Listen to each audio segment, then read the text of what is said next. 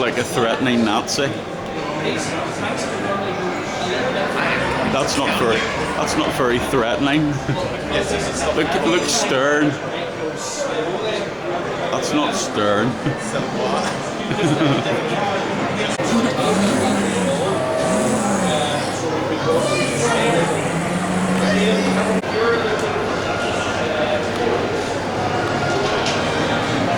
Just because I'm way too lazy to go up close, I'm zooming in from a fair look. How cool is that? You can just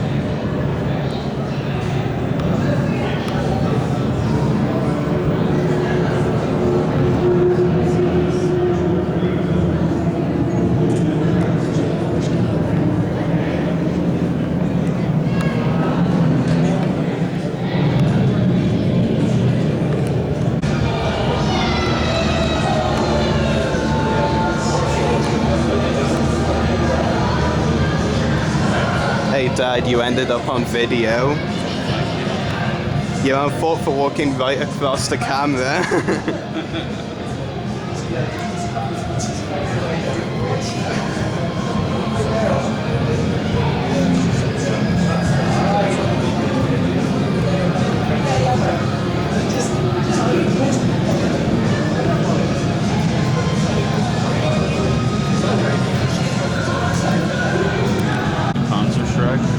Yeah, pretty cool.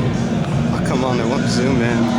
Oh, of course I won't. I was, moving the button the wrong way.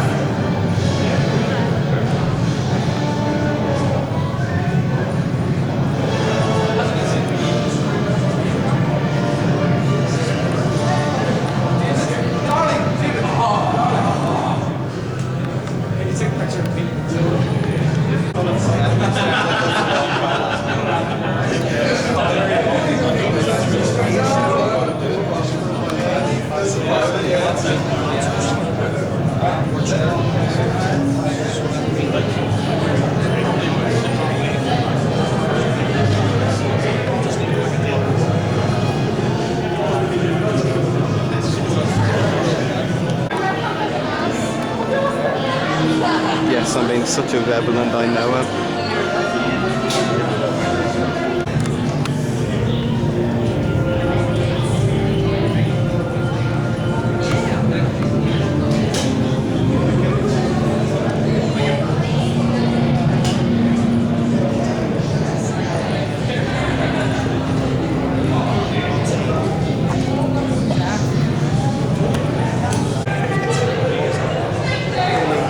Don't worry, I wasn't recording when you were blocking it.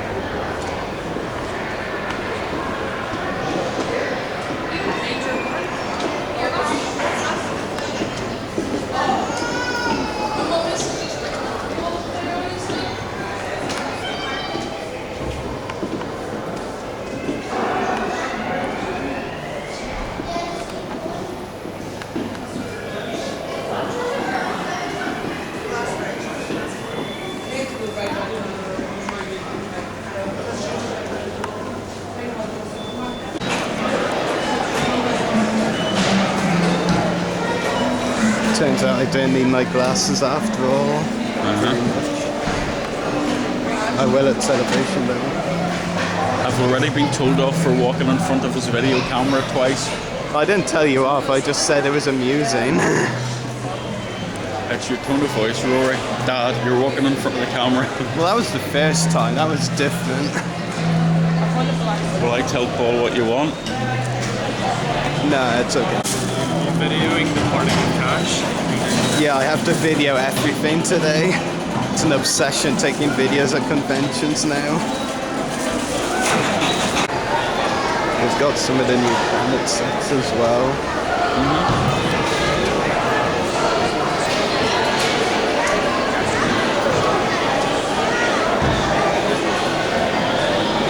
They're saying them for like 9 something,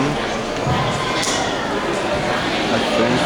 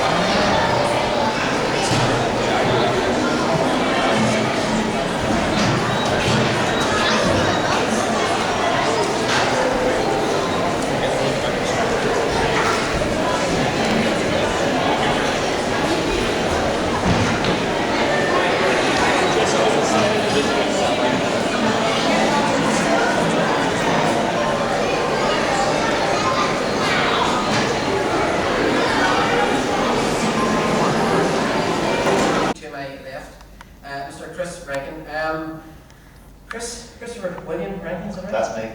I feel like I'm in trouble now. Come up to the front. Originally from New Zealand and then moved to England. Yep. Best known for the Harry Potter movies. Yep. As one of the, you may have heard of the Weasley brothers. Yes. And sitting beside you, of course, is Miss Martine Breswick. A brief modelling career, is that right? Brief. Very brief. Okay. Then to acting. Her first role, although uncredited, I've heard this was as the dancer in the credits of Doctor Who. No. They lied. Right. No, they lied. Okay. Somebody started this idea or something. That was me. Devastating to the next 45 minutes, I have to say. Now, when it came to your best one, of course, probably for your roles in the James Bond movies, but because you popped up as Zora in From Russia with Love and Paula in Thunderbolt. Yeah. Yeah. Now, but when it came to as well, your 80s TV as well, you had a lot of roles. You were in Heart to Heart, Quincy, Fall Guy, Fancy Island, Days of Our Lives, Flop and Crest, Sledgehammer. Yeah. So, quite a bit to talk about. Now, I sit beside Mr. Ian Whyte from North Wales, Bangor, North Wales. Now, most recently, Mr. Wright, you were probably best known for the role in Prometheus. You were the engineer. That's right. Yes. Now, in the Harry Potter universe, you've been a stuntman in Deathly Hallows and Goblet of Fire, and you've also played Madame Olympie Maximum, is that right? As a stunt double. Awkward pause. Now, of course, you in Aliens vs Predator, you were Scar, the Predator. Yes. And then the sequels of Requiem were massive, and then the next thing in the movies, you know, one of the top 3 franchises of all time. How did you get involved in that?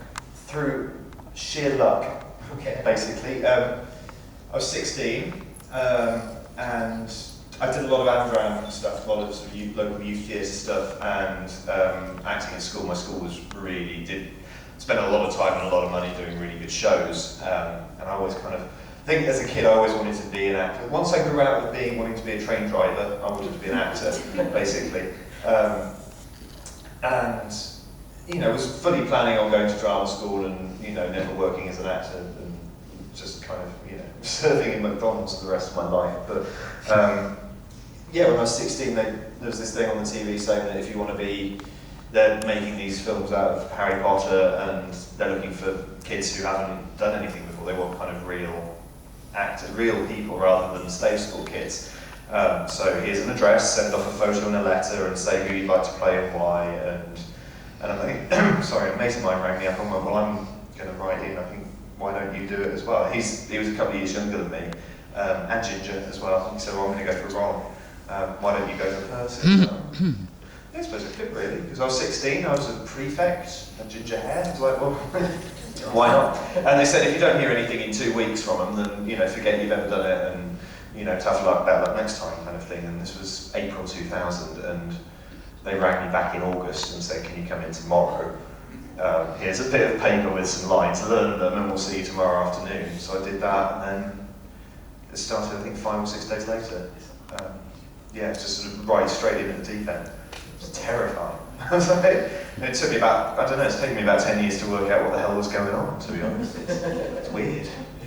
Now, Martin, same question over to yourself. James Bond, again, another massive franchise, doesn't get much bigger than that. Tell us about how you got involved in that.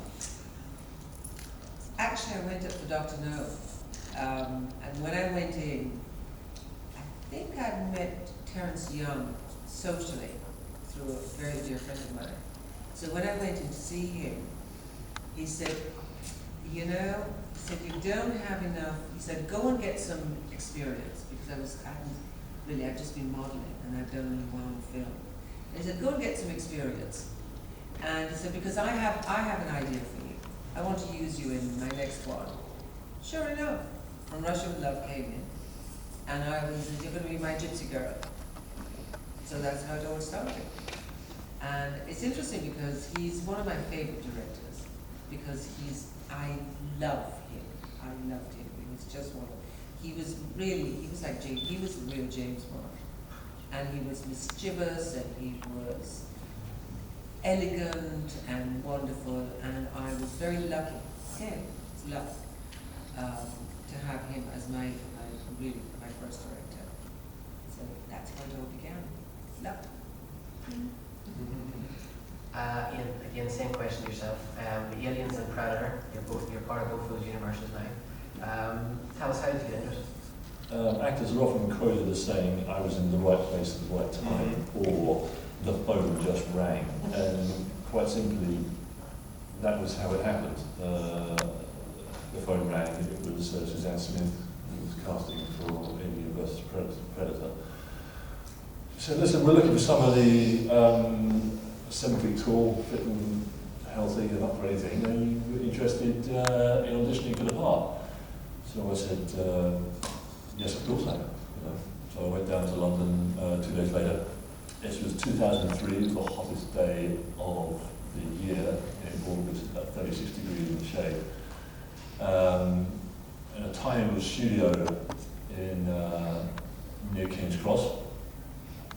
She handed me a wetsuit to put it on, a balaclava helmet, which I put on over my head, a mock-up of the Predator head, which had been flown over from Los Angeles, especially for the audition. Went over the top of that, and the helmet went over the top of that. And she says, how do you feel? I said, yeah, it's fine. This is doable. She said, okay, start running. An hour later, she said, okay, you can stop now. How was that? I said, well, I'd be foolish to say it was easy. It wasn't. But I can do it. She said, okay, thank you very much. The footage was then sent over to Paul Anderson, who just arrived from LA and was staying in a hotel in Soho. And she said, listen, the show's to the director. If he likes what he sees, will you meet the director tomorrow? I said, yes, of course. The very next morning, the phone rang with a time and a place to meet Paul W.S. Anderson. I went down to his hotel to meet him, and says, yeah, it's all right, we'll do. That was it. There must be a very surreal feeling to see